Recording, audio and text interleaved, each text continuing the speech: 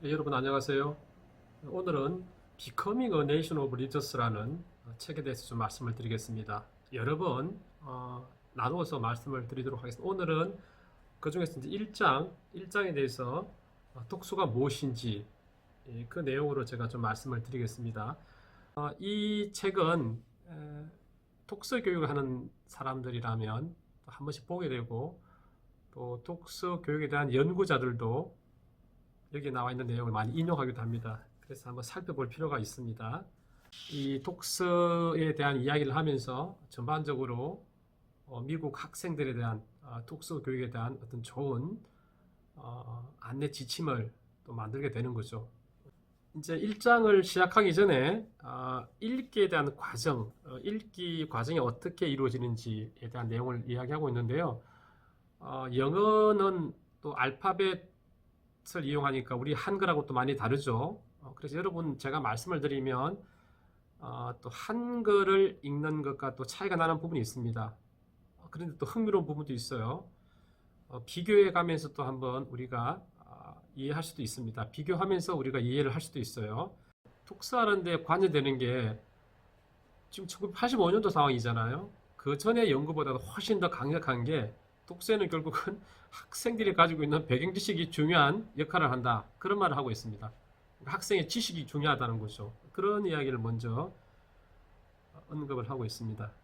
학생들이 읽어야 될 그 글들은 어떻습니까? 그 학생들이 이해할 수 있는 그런 수준의 비교적 쉬운 글들, 자신의 어떤 경험하고 부합하는 그런 글들로 구성할 필요가 있다는 그런 이야기를 하고 있는 거죠. 언어와 인쇄된 단어로 읽고 이해하고 생각하는 것은 문화적 현상이다. 우리가 뭐 글을 읽는 것도 문화적 행위인 거죠. 세계 속에서, 사회 속에서 우리가 독서를 하는 거니까. 그런 이야기를 하면서 이제 독서의 시작이 지금 우리 학년기로 보면 유치원 이전 단계에서부터 독서를 이제 배우기 시작하는 거니까 글자를 깨치고 나서 또 독서를 하는 상황이니까 그런 내용을 놓고 보면 결국은 가정 내에서 이루어지는 독서 이게 참 중요하다. 그 환경 그에 대한 이야기를 지금 언급하고 있습니다. 그 유치원에 있었을 때 우리 학생들이 우리 유아들이 또 느끼는 어떤 그런 관점들 태도들이 중요하겠죠. 그 태도들이 얼마나 중요한가 습관들 기본적인 습관들 그 습관에 대한 중요성을 언급하고 있고 이제 또 중요한 거는 그러니까 이게 독서라는 것이 초중고에서 뭐 끝나고 완성되는 부분이 아니라 우리가 흔히 말하는 노년이라고 하죠. 노년, 노인. 결국 평생 교육으로 이어질 부분이라는 그런 이야기도 함께 언급을 하고 있습니다. 글을 이해한다는 것은 글을 읽는 사람의 어떤 배경 지식, 사전 지식, 그 다음에 경험, 그리고 태도가 아주 중요한 그런 힘을 발휘한다. 이제 그런 내용을 지금 언급하고 있습니다. 지금 뭐 들어가기 전에. 그러면서 이제 이 독서라는 것은 마치 그 수영이죠. 수영 여러분. 수영은 여러분 어떻습니까? 수영은 한번 우리가 배우면 마스터를 하게 되면 더 이상 안 해도 됩니까? 그렇지는 않잖아요. 그죠? 수영도 잘하시는 분들도 계속 수영을 하시잖아요. 그죠? 이렇게 뭐 이렇게 하기도 하고 그죠? 이렇게 하잖아요. 계속 하는 것처럼 독서도 계속해서 개발해야 될 어떤 그런 거다. 계속 그렇게 높은 수준의 능력을 달성하기 위해서는 지속적인 어떤 노력이 필요하다. 훈련도 필요하고 연습도 필요하다. 그런 이야기를 함께 언급을 하고 있습니다. 그러면서 이제 중요한 이야기가 부모라고 하는 부분. 부모는 독서 교육이죠. 독서 교육에서 가장 먼저 우리 아이들이 만나는 선생님이다. 그런 이야기를 하고 있습니다. 그래서 부모와 가정 환경은 우리 아이에게 바로 첫째 교훈을 주는 그런 소중한 선생님이 아닌가 그런 이야기를 지금 언급하고 있습니다. 물론 뭐 학교에 대한 이야기도 언급을 하고 있고요. 왜냐하면 학교에서는 또 공식적인 읽기 지도를 하니까 이제 교사가 중요하죠. 사실은 이제 공교육 내에서 이제 여기서는 독서 교사의 어떤 기본적인 어떤 독서 교사가 갖춰야 될 어떤 그런 내용들을 보면 여기서는 어떻게 언급하고 있냐면은 아동 발달이라는 부분을 좀 이해할 필요가 있지 않겠는데 아동 발달에 대한 이야기 그 다음에 당연히 뭐 언어에 대한 문제도 필요하겠죠. 우리 국어에 대한 부분 뭐 또 국어와 관련되어 있는 어떤 학문적인 부분, 뭐 국어학이 될 수도 있겠죠. 그런 내용들. 그 다음에 우리가 학생들은 이야기를 좋아하니까 뭐 이야기에 대한 전반적인 이해, 능력, 그런 구조의 문제도 그렇고요. 아동 문학에 대한 어떤 부분에 대한 이해도 필요한 것이고, 그 다음에 지금도 뭐 그렇지만 심리학이 또 중요하잖아요. 그죠? 학습 심리학. 그럼 읽기도 학습의 한 방법이니까 글을 읽는 것도 심리학의 문제지만 심리의 문제지만 교사들이 학습에 대한 심리학을 또 이해할 필요가 있다. 그런 내용을 좀 언급하고 있습니다.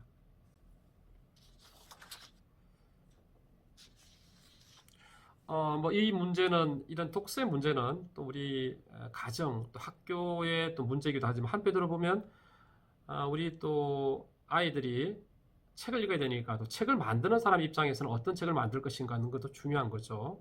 학생들의 어떤 요구, 시대 상황을 또 반영하면서 우리 학생들이 독서를 통해서 성장해야 되니까 그런 이런 자료, 책을 만드는 사람의 어떤 책을 만드는 기획자라든지 편집자라든지 출판사 담당, 특히 이제 우리 학생들이 읽어야 될 어린이들이 읽어야 될 그런 책을 만드는 분들은 상당히 또 신중한 접근이 필요하겠죠. 뭐 그런 내용을 또 언급하고 있습니다. 당연히 이제 교과서를 구성할 때도 상당히 중요한 부분이 되는 거죠. 교과서 개발할 때 단계별로 학생들의 어떤 발달 단계를 또 고려하면서 어떤 내용으로 구성할지 이제 그런 부분도 중요한데 그런 내용도 언급을 하고 있습니다. 서문이죠. 그러면서 이제 서문에 Becoming a Nation of Leaders라는 말을 하는데요. 이 말이 뭐 번역하기가 쉽지는 않은 것 같아요. 독자들의 나라 되기, 독자들의 나라를 만든다. 독자들이 많은 나라를 만든다. 독자들의 나라, 책 읽는 나라, 뭐 이렇게 또 다르게 해석할 수 있는데, 뭐 이 부분은 Becoming a Nation of Leaders, 뭐 그거는 해석하기에 따라 조금 달라질 수가 있습니다. 독자들의 나라라는 이 부분은 뭐 우리 삶의 문제라는 거죠. 기본적으로 이 책에서도 뭐 강조를 하고 있습니다. 뭐 삶의 문제니까 한 인간의 어떤 성장의 문제, 또 한 개인의 뭐 또 우리가 성장 속에 뭐 성공을 바라는 뭐 그 성공을 바라보는 관점은 다 다르겠지만 성공의 문제, 성공이라는 말 여기서 언급하고 있고요. 그다음에 이 성공이라는 부분이 뭐 단계별로의 성공의 문제뿐만 아니라 평생 동안의 어떤 삶의 성공 문제와도 연결된다고 보는 거죠. 이 독서가 그만큼 이제 중요한 힘이 있다고 보는 겁니다. 만약에 독서를 하는 능력이 없다 그러면 개인의 성취도 못할 것이죠. 그 다음에 뭐 저도 그렇게 느끼지만 취업 자체가 불가능한 거죠. 읽기 기능이 미약한 사람, 독서 기능이 미약한 사람들이 직업을 가질 수는 없는 거죠. 지금 우리가 대학 수능 시험에서도 뭐 국어 시험이 있지만 대부분 기업 입사할 때 시험들을 보면 기본적으로 국어 시험, 언어 능력이라든지 또는 뭐 수리 논술이라든지 상황 판단 이런 부분에 대한 내용도 하고 또 인적성 문제도 평가로 제시하고 있지만 기본적으로 읽기 능력은 중요합니다. 그런 이야기를 하고 있습니다. 사회에서도 중요한 거죠. 그런 부분들이. 그러면서 이제 그 1957년과 1937년에 미국 학생들의 어떤 읽기 능력을 비교하는 내용이 나오고 뭐 유의미한 차이가 있지만 좀 약간 일반적으로 우리가 말하는 기본적인 어떤 읽기 능력에서는 좀 향상이 되었다고 볼 수 있지만 고급 시험이라고 할 수 있으면 우리나라 같으면은 수능 시험 같은 거죠. 수능 시험 같은 경우를 보면 오히려 성적이 좀 떨어진 게 아닌가라는 그런 이야기를 하고 있습니다. 뭐 지금 우리나라하고 절대 비교할 수는 없죠. 왜냐하면 대학 성적 같은 경우에는 또 그 난도라고 할 수 있죠. 난도라든지 난이도를 조정해서 하기 때문에 어느 해의 어떤 그런 평균이라든지 최고 최저점을 가지고 그 당시에 어떤 학생들의 읽기 능력이 높다 낮다라고 판단하기는 쉽지 않죠. 그래서 그 연구를 할 때도 뭐 절대적인 척도가 필요한데 여기서는 지금 그런 이야기는 하지 않고 일반적으로 1937년 그다음에 57년 그런 어떤 학생들의 비교. 왜 이게 또 중요하냐면 시간이 지나면서 읽기의 능력이 사회 발전하고도 관계가 있으니까요. 경제 발전하고 관계가 있으니까 중요한 거죠. 국가 수준에서 상당히 중요한 문제 아니겠습니까? 개인한테도 중요한 문제지만 그런 이야기를 언급을 하고 있습니다. 그러면서 이제 그 조금 이제 수준 높은 미국의 평가들, 보통 우리가 뭐 SAT 이야기 많이, 여기서는 SAT하고 ACT 이야기를 하고 있는데요. SAT가 우리하고 뭐 구태여 비교하자면 뭐 대학 수학 능력 시험과 유사한 그런 형태라고 볼 수 있을 텐데 점수가 좀 낮아진다고 본다는 거죠. 왜 그렇게 되었을까? 뭐 당시 이야기지만 왜 그렇게 됐을까? 원인을 좀 찾아보면 교육 수준이 저하되었다. 교육 수준이 저하되었다. 그 다음에 이제 좀 많이 나오는 내용이 지금도 그럴 것 같은데요. 텔레비전을 시청하는 시간이 많이 늘어났다고 보는, 그렇게 되면 당연히 글을 읽을 시간이 줄어들지 않겠습니까? 그런 문제에 대한 이야기. 지금은 또 달라졌죠. 지금은 텔레비전 시청보다도 뭐 조금 패턴이 달라졌지만 유튜브 시청이 더 많아지지 않겠습니까? 그런 변화가 또 있을 텐데 이제 그런 원인을 또 찾아본 거죠. 그 다음에 당시 이제 미국인들을 향한 이야기이긴 한데 젊은이들의 어떤 삶에 대한 동기의 문제. 이 부분은 뭐 다 관계가 있죠. 지금 뭐 우리한테도 해당이 되는 내용이라고 보여집니다. 삶의 목표에 대한 변화. 뭐 그전에는 내가 열심히 읽고 공부를 잘하고 성적을 잘 내서 내가 대학에 가겠다. 우리 한국과도 비슷한 상황인데 뭐 지금도 우리는 여전히 또 유효하다고 보여지는데요. 뭐 그에 대한 변화 그런 이야기를 좀 하고 있습니다. 네, 35년이죠. 35년 전인데 그때도 주로 비교를 많이 하는 거죠. 미국, 그다음에 대만.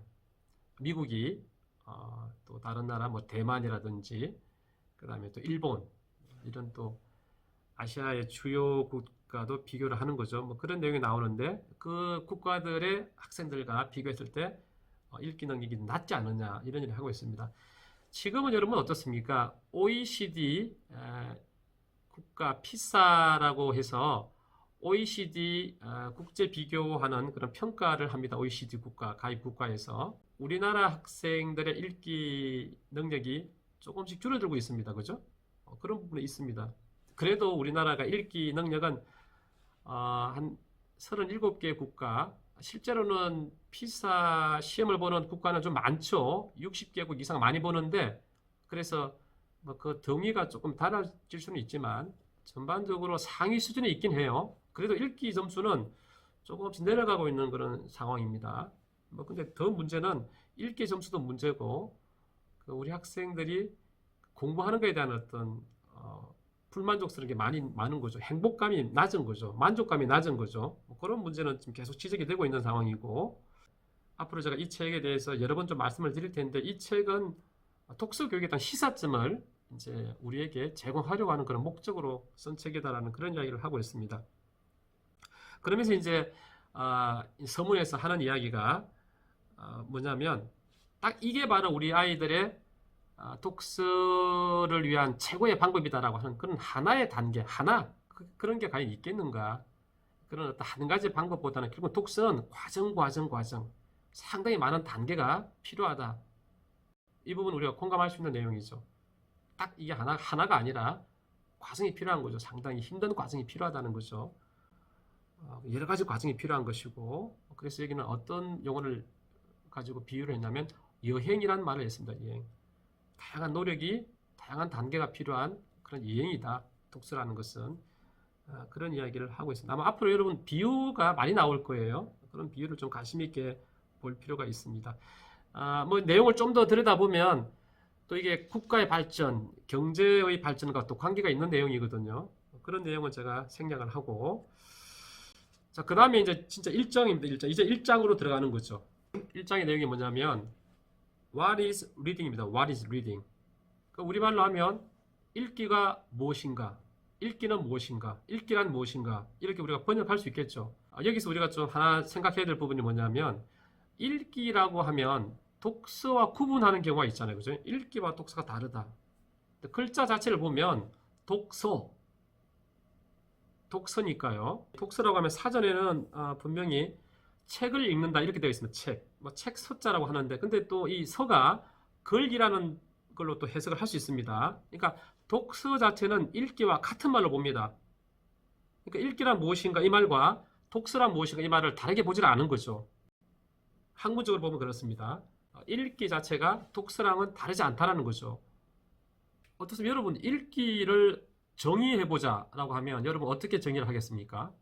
읽기 어떻게 정의할 수 있을까요? 나름대로 저는 우리 학생들하고 수업할 때도 자기만의 개념이 중요하다 그런 말을 많이 합니다.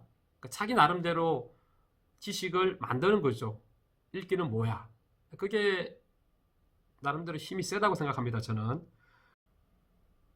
글로부터 의미를 구성하는 과정이다. 이렇게 지금 하고 있습니다. 써여진 글로부터 의미를 구성하는 과정이다. 지금 2020년도에 만약에 정의를 하라면 이것과는 조금 변경이 될 수 있을 것 같은데요. 이를테면 저 같으면 읽기가 뭐냐라고 하면 읽기는 필자가 구성한 의미가 담겨 있는 글을 독자의 배경 지식으로 의미를 구성하는 또는 재구성하는 인지적인, 심리적인, 내적인 과정입니다. 이렇게 말할 수 있을 것 같아요. 근데 뭐 이렇게 말하는 것과 지금 이 책에서 언급하고 있는 정의, 뭐 정의는 크게 다르진 않죠. 왜냐하면 저도 이 내용을 참고해서 나름대로 제가 덧붙인 그런 내용이니까. 의미를 구성한다 이 말을 우리가 지금 오늘 파악하는 게 중요한 것 같아요. 의미를 구성한다. 학생들에게도 의미 구성이라는 말을 많이 하는데 의미 구성이란 무슨 말일까? 이런 생각을 의문을 갖게 되죠.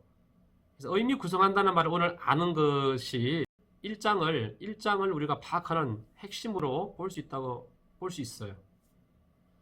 독서 자체는 굉장히 복잡한 어떤 심리적인 과정을 요구한다는 거죠. 그런 부분은 매우 중요한 이야기고 여기서는 뭘 하냐면 오케스트라의 비유를 합니다. 그러니까 독서가 오케스트라와 같다고 보는 거예요. 교향악단 여러분. 지휘자가 있어야 되죠. 지휘자가 그죠? 지휘자가 있어야 되는데 아주 많은 악기들이 있잖아요. 그 악기들이 지휘자의 지휘에 따라서 또 악보를 보면서 또 그분들이 가지고 있는 지금까지 닦았던 갈고 닦았던 어떤 그런 실력들을 가지고 연주하는 거잖아요. 그런 이야기를 좀 비유를 하고 있습니다. 독서 자체가 지휘자가 있고 모든 사람이 하나가 되어서 조화롭게 연주하는, 그래서 이 원래의 음악을 듣는 사람들에게, 청중들에게 정말로 아름답게 표현하기 위한 이런 과정은 총체적이라는 거죠. 무슨 말이냐면 어느 한 사람이 바이올린 연주자가 바이올린 연주를 잘한다고 해서 오케스트라가 잘 되는 건 아니잖아요. 물론 혼자서 단독으로 연주하는 그런 상황도 있겠지만 전체 하모니 총체적으로 보는 거죠. 여기서 우리가 중요한 내용을 우리가 추론할 수 있습니다. 어떤 내용을 추론할 수 있습니까?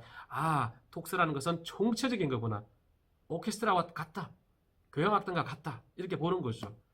그러니까 이런 비유가 이 책이 주는 시사점이에요. 1985년도에 출판된 책이지만 위원회에서 만든 미국에서 읽기를 연구한 사람들이 국가 수준에서 읽기위원회에서 이 보고서를 만든 이유가 바로 이런 거죠. 우리에게 주는 의미가 있잖아요. 읽기를 이해하는 하나의 어떤 좋은 예가 되는 거죠. 읽기는 오케스트라와 같다. 교향악단과 같다. 총체적이다. 부분의 합이 아닌 전체다. 이렇게 보는 거죠. 물론 전체가 부분의 합이 될 수도 있을 것이고 또 전체를 부분으로 나눌 수도 있겠죠. 어느 순간에는 지도를 하기 위해서는 부분으로 나눌 필요는 있을 거예요. 그렇죠? 그러니까 무슨 말이냐면 독서 자체를 하위 기능으로 나눌 수는 있지만 하위 기능 나누는 것 자체를 우리가 독서로 볼 수 있겠느냐라는 그런 근본적인 질문을 하고 있습니다. 그런 것을 독서로 보기 힘들다고 보는 거죠. 독서를 하기 위한 이전 단계의 과정으로는 볼 수 있겠지만 그 행위 자체가 다 이렇게 잘게 나누는 그 세부적인 행위 자체를 리딩이라고 볼 수는 없다고 보는 거죠. 여기서는. 이런 부분은 참고할 수 있는 내용입니다.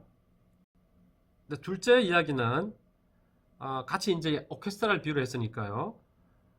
독서를 그러면 잘하기 위해서, 독서를 성공적인 독서를 하기 위해서는 뭐가 필요한가라고 했을 때 악기를 연주하는 사람, 아까 제가 말씀드린 것처럼 오케스트라에는 아주 많은 악기가 있고 그 악기를 연주하는 연주자들이 있잖아요. 그죠? 그 연주자들이 여러분 얼마만큼 연습을 했겠습니까? 그분들이 뭐 어마어마하게 하지 않았겠습니까? 그게 비유하는 거예요.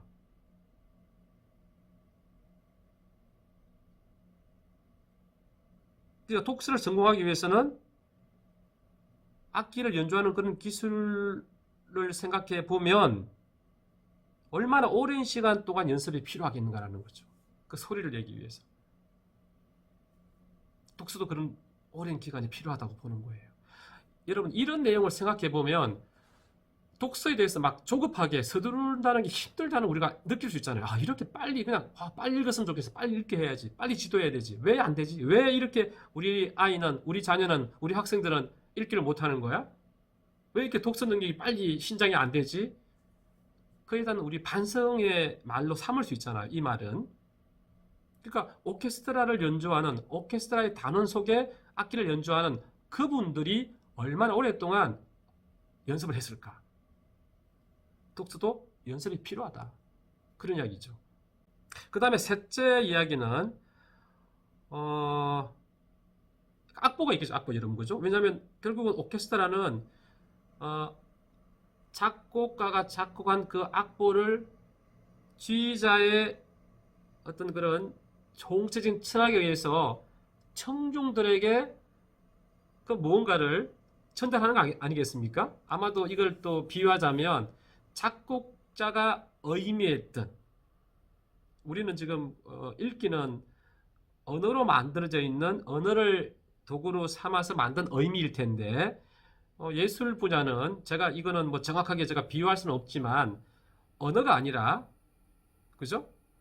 있는 그런 우리 그 오선 위에 있는 다양한 어떤 그런 그 작곡의 어떤 기법들, 음표, 뭐 심표, 뭐 이런 다양한 어떤 그런 도구를 이용해서 소리라고 하는, 소리를 통해서 의미를 전달해야 된다고 해야 될까요? 의미를 넘어서는 감동, 감정, 그죠? 어떤 가슴에, 마음에 울림을 주는 그런 내용을 연주하는 거잖아요. 그러면 이거는 여러분 어떻습니까? 이런 연주를 하는데 이것은 뭐냐면 작곡가가 원래 작곡했던 그 내용과는 달리 누가? 지휘자에 따라서 다른 것이고, 또 지휘자에 맞는 연주자의 입장도 있겠죠. 물론 뭐 제가 알고 있는 상식으로는 지휘자의 어떤 그런 입장이 있잖아요. 그죠? 어디를 더 강조하고 이렇게 막 부드럽게 천천히 빠르게 힘차게 세게 그죠? 뭐 어디가 나오는 것처럼 뭐 강물이 흐르는 느낌처럼 시냇물 졸졸하게 새소리 바람소리 뭐 그런 부분이 있겠죠. 지휘자의 힘이 중요하다고 생각하는데 한편으로 더 중요한 거는 그 지휘자는 어떻습니까? 다 지휘자마다 다를 거 아니겠어요? 해석이? 바이올린을 연주하는 사람도 또 바이올린 연주하는 그분의 경력이라든지 지금까지 겪어왔던 그런 경험에 따라서 다 또 다르게 연주를 할 겁니다. 소리가 다르지 않겠습니까? 다름이 있다는 거죠. 다름이. 각자 다르다는 거죠. 그걸 해석하는 역량들이. 그렇지 않겠습니까? 그래서 독서는 다르다는 거죠. 다르게 해석이 된다는 거죠. 글을 읽는 것은 다르게 해석될 수 있다는 거죠. 그렇게 보는 거죠. 해석이 다양하게 될 수 있다. 똑같은 곡을 오케스트라에 따라서 다르게 느낄 수 있는 거죠. 우리 입장에서는. 왜 그러냐면 바로 그것은 글을 읽는 독자의 배경 지식, 배경, 그 다음에 글을 읽는 독서라는 목적들,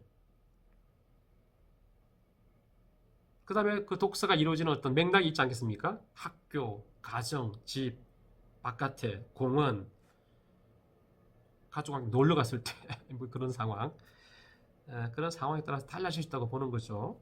그래서 여러분 그 읽기를 비유를 했습니다. 읽기를 오케스트라에 비유를 했습니다. 이 부분을 조금 우리가 기억해 주면 좋습니다.